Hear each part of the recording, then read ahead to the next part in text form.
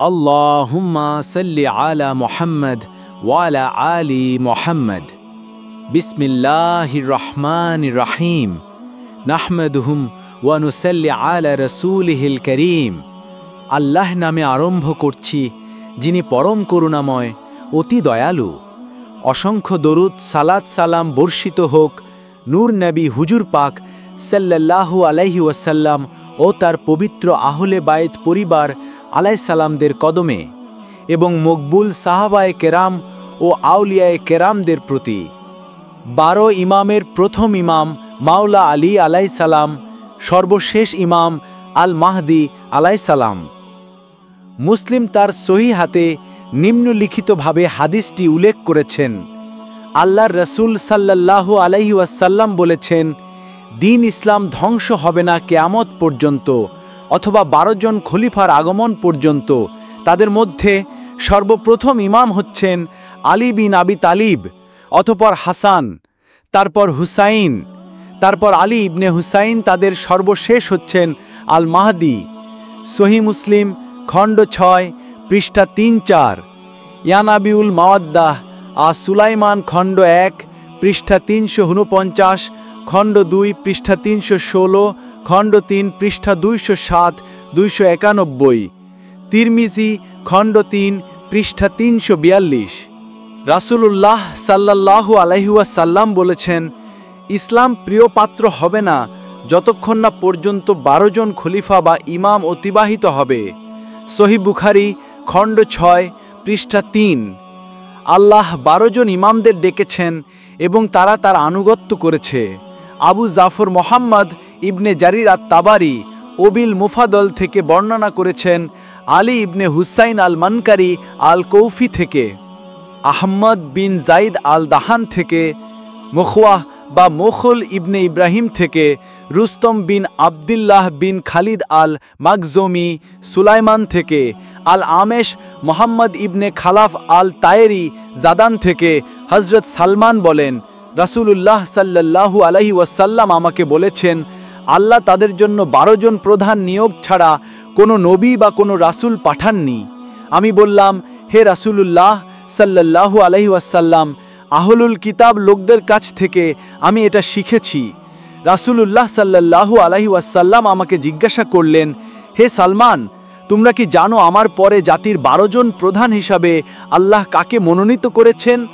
আমি উত্তর দিয়েছিলাম, আল্লাহ ও তার রাসূল সাল্লাল্লাহু আলাইহি ওয়াসাল্লাম ভালো জানেন। রাসূলুল্লাহ সাল্লাল্লাহু আলাইহি ওয়াসাল্লাম বলেছেন, হে সালমান, আল্লাহ আমাকে তার নূর থেকে সৃষ্টি করেছেন। তিনি আমাকে ডেকেছেন এবং আমি তাকে মেনে নিয়েছি। অতঃপর তিনি আলী আলাইসালামকে আমার নূর থেকে সৃষ্টি করেছেন। আল্লাহ তাকে আলী বলেছেন এবং আলী আলাইসালাম তার আনুগত্য করেছেন। অতঃপর তিনি ফাতিমা আলাইসালামকে আমার নূর এবং আলী আলাইসালামের নূর থেকে সৃষ্টি করেছেন। আল্লাহ ফাতিমা আলাইসালামকে ডেকেছেন এবং সে তার আনুগত্য করেছেন। অতঃপর আল্লাহ আমাদের তার 5টি নাম দিয়ে ডেকেছেন। আল্লাহ মাহমুদ এবং আমি মোহাম্মদ সাল্লাল্লাহু আলাইহি ওয়াসাল্লাম, আলী সর্বোচ্চ এবং আমিরুল মুমিনিন আসওয়াস, ফাতির সৃষ্টিকর্তা এবং তিনি ফাতিমা আলাইসালাম, ইহসান দানশীল এবং ইনি হাসান আলাইসালাম, মুহসিন দয়ালু এবং ইনি হুসাইন আলাইসালাম। অতঃপর আল্লাহ আমাদের থেকে 9 জন ইমাম সৃষ্টি করেছেন এবং হুসাইন আলাইসালাম থেকে। আল্লাহ তাদের ডেকেছেন এবং তারা তার আনুগত্য করেছে। এসবই আল্লাহ আসমান, জমিন, ফেরেশতা এবং মানব জাতির সৃষ্টি করার পূর্বে ঘটেছিল। আল্লাহের প্রশংসা করেছেন, তার কথা শুনেছেন এবং তার আনুগত্য করেছেন। আমি জিজ্ঞাসা করলাম, হে রাসূলুল্লাহ সাল্লাল্লাহু আলাইহি ওয়াসাল্লাম, আপনার জন্য আমি আমার বাবা ও মাকে উৎসর্গ করতে পারি। ইমামদের হক সম্পর্কে যারা জানে তাদের সওয়াব কি? রাসূলুল্লাহ সাল্লাল্লাহু আলাইহি ওয়াসাল্লাম বলেছেন, হে সালমান, নিঃসন্দেহে তারা ইমামদের প্রকৃত মর্যাদা জানে, তাদের অনুসরণ করে, তাদের বন্ধুদের সাথে বন্ধুত্ব করে এবং তাদের শত্রুদের থেকে নিজেদেরকে অসন্তুষ্ট করে। তারা আমাদের পক্ষ থেকে, আমরা যেখানেই থাকি না কেন তারা আমাদের সাথে থাকবে এবং আমরা যেখানেই থাকি তারা আমাদের সাথে থাকবে। আমি জিজ্ঞেস করলাম, হে রাসূলুল্লাহ সাল্লাল্লাহু আলাইহি ওয়াসাল্লাম, তাদের নাম এবং তাদের লাইন না জেনে কি তাদের উপর বিশ্বাস রাখা সম্ভব? রাসূলুল্লাহ সাল্লাল্লাহু আলাইহি ওয়াসাল্লাম বললেন, না সালমান, আমি জিজ্ঞেস করলাম, হে রাসূলুল্লাহ সাল্লাল্লাহু আলাইহি ওয়াসাল্লাম, তাহলে আমি কিভাবে তাদের বিশ্বাস করব যখন আমি শুধু হুসাইন আলাইহিস সালাম পর্যন্ত জানি? রাসূলুল্লাহ সাল্লাল্লাহু আলাইহি ওয়াসাল্লাম উত্তর দিলেন, হুসাইন আলাইহিস সালামের পর তার পুত্র আলী আলাইহিস সালাম, ইবনে হুসাইন আলাইহিস সালাম উপাসকদের গুরু জাইনুল আবেদিন, অতঃপর তার পুত্র মুহাম্মদ ইবনে আলী, যিনি নবী ও রাসূলদের প্রথম থেকে শেষ পর্যন্ত জ্ঞানের প্রতিটি ক্ষেত্র উন্মুক্ত করে দেবেন, অতঃপর তার পুত্র জাফর ইবনে মুহাম্মদ, যিনি আল্লাহর সত্যবাদী জিহুবা আল সাদিক, অতঃপর তার পুত্র মুসা বিন জাফর, যে আল্লাহর পথে তার রাগকে দমন করবে, আল কাজিম, অতঃপর তার পুত্র আলী ইবনে মুসা, যিনি আল্লাহর আদেশে সন্তুষ্ট, আল রেজা, অতঃপর তার পুত্র মুহাম্মদ ইবনে আলী, যিনি আল্লাহর সৃষ্টি থেকে মনোনীত একজন, আল তাকি, অতঃপর তার পুত্র আলী ইবনে মুহাম্মদ, যিনি আল্লাহর পথপ্রদর্শক, আল হাদি, অতঃপর তার পুত্র হাসান ইবনে আলী, যিনি আল্লাহর গোপন রক্ষক ও রক্ষক, আল আসকারি, অতঃপর তার পুত্র মোহাম্মদ ইবনে হাসান আল মাহদি আলাইহিসসালাম, পথপ্রদর্শক, কাইম এবং আল্লাহর অধিকারের ঘোষণাদাতা। তখন রাসূলুল্লাহ সাল্লাল্লাহু আলাইহি ওয়াসাল্লাম বললেন, হে সালমান, তুমি এবং তোমার মতো যারা তার উপর বিশ্বাস রাখে তারা তার সময়কালে তার সাথে সাক্ষাৎ করবে। আমি সালমান আল্লাহর কাছে ক্রমবর্ধমানভাবে শুকরিয়া আদায় করলাম এবং জিজ্ঞেস করলাম, হে রাসূলুল্লাহ সাল্লাল্লাহু আলাইহি ওয়াসাল্লাম, আমি কি তার সময় পর্যন্ত বাঁচব? রাসূলুল্লাহ সাল্লাল্লাহু আলাইহি ওয়াসাল্লাম এই আয়াতগুলো পাঠ করেছেন। অতএব যখন দুজনের নিকটতমের প্রতিশ্রুতি এসেছিল, তখন আমরা তোমাদের উপর পাঠিয়েছিলাম আমাদের বান্দাদের, যারা পরাক্রমশালী ক্ষমতা অর্জন করেছিল, তাই তারা তোমাদের বাড়ির খুব অন্তর্বর্তী অংশ আক্রমণ করেছিল এবং এটি একটি সতর্ক বার্তাপূর্ণ হয়েছিল। তারপর আমরা তোমাকে ফিরিয়ে দিলাম তাদের বিরুদ্ধে জয়ী হওয়ার পালা। আমরা তোমাকে সম্পদ ও সন্তান সন্ততি দিয়ে সাহায্য করেছি এবং তোমাকে বানিয়েছি অসংখ্য আয়োজক। 17:5-6। এটা শুনে আমি সালমান প্রতিশ্রুত দিনের জন্য কেঁদেছি এবং তারপর জিজ্ঞাসা করেছি, হে রাসূলুল্লাহ সাল্লাল্লাহু আলাইহি ওয়াসাল্লাম, যখন এমন হবে তখন কি আপনি থাকবেন? রাসূলুল্লাহ সাল্লাল্লাহু আলাইহি ওয়াসাল্লাম উত্তর দিলেন, হ্যাঁ, আমি শপথ করে বলছি, যিনি আমাকে হক সত্য দিয়ে পাঠিয়েছেন, যে আমি আলী আলাইহিসসালাম, ফাতিমা আলাইহিসসালাম, হাসান আলাইহিসসালাম, হুসাইন আলাইহিসসালাম, 9 জন ইমাম আলাইহিসসালাম, হুসাইনের বংশধর এবং যারা আমাদের সাথে আছেন এবং থাকবেন সবাই। ও সালমান, আমি আল্লাহর শপথ করে বলছি, ইবলিস লাউনতুল্লাহি এবং তার সৈন্যদের তার সামনে নিয়ে আসা হবে আল মাহদি আতফ, এবং প্রত্যেক আন্তরিক মুমিন এবং প্রত্যেক পরম কাফের পুনরুত্থিত হবে, যাতে প্রতিশোধ নেওয়া হয়। আল্লাহ কারো উপর জুলুম করেন না। এই হলো আয়াতের তাওয়িল, গভীর অন্তর্মুখী অর্থ। এবং আমরা চেয়েছিলাম তাদের উপর একটি অনুগ্রহ করতে, যারা জমিতে দুর্বল ছিল, এবং তাদের ইমাম বানাতে এবং তাদের উত্তরাধিকারী বানাতে এবং তাদের জমিতে ক্ষমতা প্রদান করতে, এবং ফিরদাউন ও হামান ও তাদের সৈন্যদের তৈরি করতে দেখো তাদের কাছ থেকে তারা কি ভয় পায়। 28-5-6। এটা শুনে আমি উঠে দাঁড়ালাম চলে যাওয়ার জন্য। চিন্তিত নই মৃত্যু আমার সাথে দেখা করবে কিনা, মৃত্যুর সাথে দেখা হবে কিনা। ডালা আল ইমামা 447। সৈয়দ আবুল মাকারিম হাশিম ইবনে সুলাইমান আল বাহারানি কর্তৃক কুরআনে কায়াম 176-179।